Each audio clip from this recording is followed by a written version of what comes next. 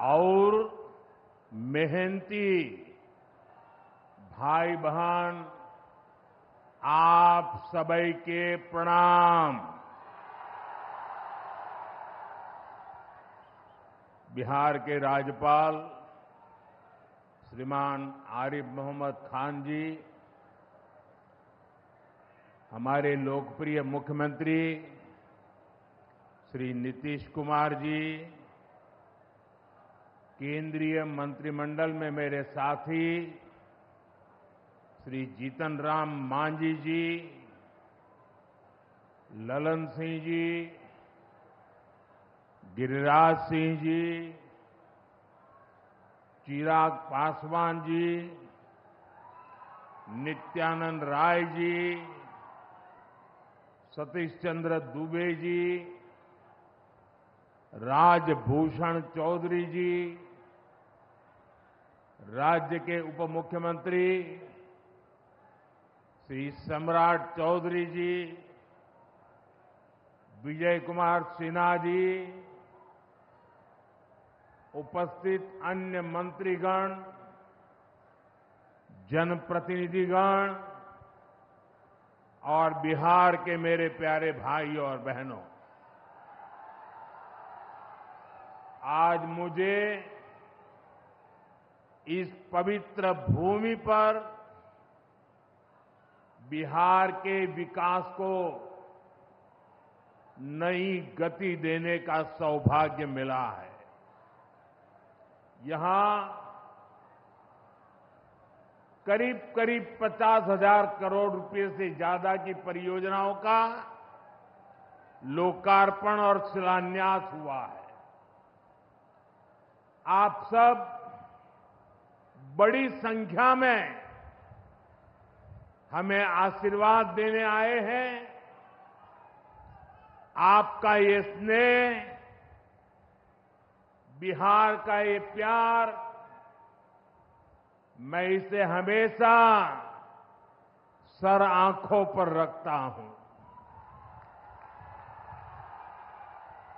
और आज बिहार में इतनी बड़ी तादाद में माताओं बहनों का आना, ये अपने आप में बिहार के मेरे इतने कार्यक्रमों की ये सबसे बड़ी शानदार घटना है। मैं माताओं बहनों को विशेष प्रणाम करता हूं। मैं आप सभी जनता जनार्दन का हृदय से आभार व्यक्त करता हूं। साथियों, सासाराम की इस धरती के तो नाम में भी राम है। सासाराम, सासाराम के लोग जानते हैं भगवान राम और उनके कुल की रीति क्या थी। प्राण जाए पर वचन न जाई, यानी जो वचन एक बार दे दिया वो पूरा होकर के ही रहता है। प्रभु श्री राम की ये रीति अब नए भारत की नीति बन गई है। अभी पहलगाम में जम्मू कश्मीर में आतंकी हमला हुआ था। हमारे कितने निर्दोष नागरिक मारे गए। इस जघन्य आतंकी हमले के बाद, एक दिन के बाद मैं बिहार आया था और मैंने बिहार की धरती से देश को वादा किया था, वचन दिया था, बिहार की धरती पर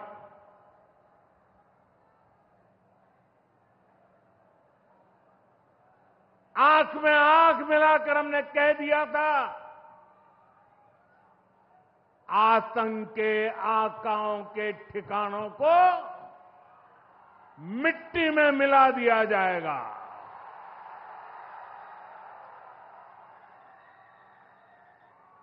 बिहार की धरती पर मैंने कहा था, उन्हें कल्पना से भी बड़ी सजा होगी। आज जब मैं बिहार आया हूं तो अपने वचन पूरा करने के बाद आया हूं। जिन लोगों ने पाकिस्तान में बैठकर हमारी बहनों का सिंदूर उजाड़ा था, हमारी सेना ने उनके ठिकानों को खंडहर में बदल दिया है। भारत की बेटियों के सिंदूर की शक्ति क्या होती है, ये पाकिस्तान ने भी देखा और दुनिया ने भी देखा। जिस पाकिस्तानी सेना की छत्र छाया में आतंकी खुद को सुरक्षित मानते थे, हमारी सेनाओं ने एक ही झटके में उनको भी घुटनों पर ला दिया। पाकिस्तान के एयरबेस, उनके सैन्य ठिकाने हमने कुछ ही मिनट में तबाह कर दिए। ये नया भारत है, ये नए भारत की ताकत है।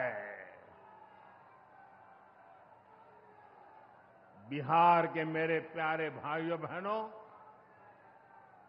ये हमारा बिहार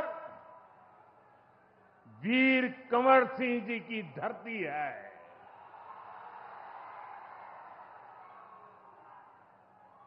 यहां के हजारों नौजवान देश की सुरक्षा के लिए सेना में, बीएसएफ में अपनी जवानी खपा देते हैं। ऑपरेशन सिंदूर में दुनिया ने हमारी बीएसएफ का भी अभूतपूर्व पराक्रम और अदम्य साहस देखा है। हमारी सीमाओं पर तैनात बीएसएफ के जाबाज सुरक्षा की अभेद चट्टान है। मां भारती की रक्षा हमारे बीएसएफ के जवानों के लिए सर्वोपरि है। और यही मातृभूमि के सेवा का पवित्र कर्तव्य निभाते हुए 10 मई को सीमा पर बीएसएफ सब इंस्पेक्टर इम्तियाज शहीद हो गए थे। मैं बिहार के इस वीर बेटे को आदरपूर्वक श्रद्धांजलि देता हूं। और मैं आज बिहार की धरती से फिर दोहराना चाहता हूं, ऑपरेशन सिंदूर में भारत की जो ताकत दुश्मन ने देखी है, लेकिन दुश्मन समझ लें, ये तो हमारे तर्कस का केवल एक ही तीर है। आतंकवाद के खिलाफ भारत की लड़ाई न रुकी है, न थमी है। आतंक का फन अगर फिर उठेगा तो भारत उसे बिल से खींचकर कुचलने का काम करेगा।